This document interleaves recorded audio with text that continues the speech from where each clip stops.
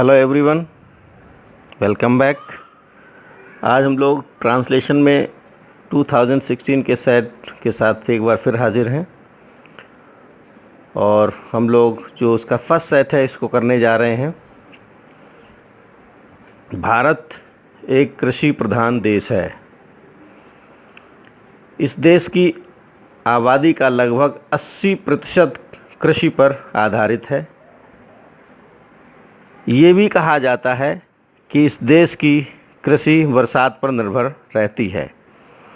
अच्छी बरसात के अभाव में कृषि पर बुरा प्रभाव पड़ता है। जुलाई माह के प्रारंभ होते ही वर्षा ऋतु प्रारंभ हो जाती है। जब बादल छा जाते हैं तो मौसम बड़ा सुहावना हो जाता है। चारों ओर हरियाली दिखाई पड़ने लगती है। पशुओं, मनुष्य के साथ पशु पक्षियों में नया उत्साह आ जाता है। रात में घना अंधेरा हो जाता है। जुगनुओं की चमक बच्चों के मन को लुभाने लगती है। जल के बिना मानव जीवन की कल्पना असंभव है। सिंपल और कॉम्प्लेक्स सेंटेंसेस हैं इसमें। भारत एक कृषि प्रधान देश है। कृषि प्रधान, pro agricultural country. India is a pro-agricultural country। ऐसे कह सकते हैं the main profession of India is agricultural. वैसे ज़्यादा अच्छा यही है, India is a pro agricultural country. इस देश की आबादी का लगभग 80% कृषि पर आधारित है। आधारित means depend. 80% of the population of this country is depend upon agriculture. इस देश की आबादी का लगभग 80% कृषि पर आधारित है। 80% of the population of this country is depend upon agriculture. ये भी कहा जाता है, it is also said that, इस देश की कृषि बरसात पर निर्भर करती है। That the agriculture of this country is depend upon rain. It is also said that agriculture of this country is depend upon rain. अच्छी बरसात के अभाव में कृषि पर बुरा प्रभाव पड़ता है। अच्छी बरसात के अभाव को बोलते हैं lack. In the lack of good rain, अच्छी बरसात के अभाव में बुरा प्रभाव पड़ता है कृषि पर। There is a bad impact upon agriculture. बुरा प्रभाव को बैड इम्पैक्ट अपॉन एग्रीकल्चर।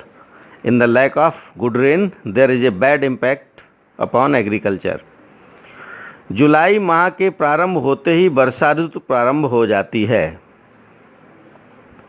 वर्षा ऋतु प्रारंभ हो जाती है जुलाई माह के आरंभ से ही। आरंभ से बोलते हैं onset. The rainy season starts with the onset of July month. ये सिंपल सेंटेंस है, इसमें प्रीपोजिशन का प्रयोग करके है। जब बादल छा जाते हैं तो मौसम बड़ा सुहावना हो जाता है। एक कॉम्प्लेक्स सेंटेंस है, सबऑर्डिनेटिंग कंजंक्शन का प्रयोग।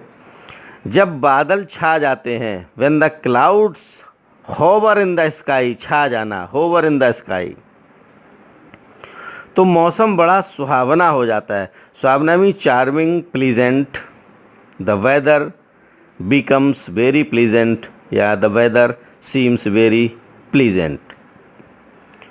चारों ओर हरियाली दिखाई पड़ने लगती है। Greenery is seen all around.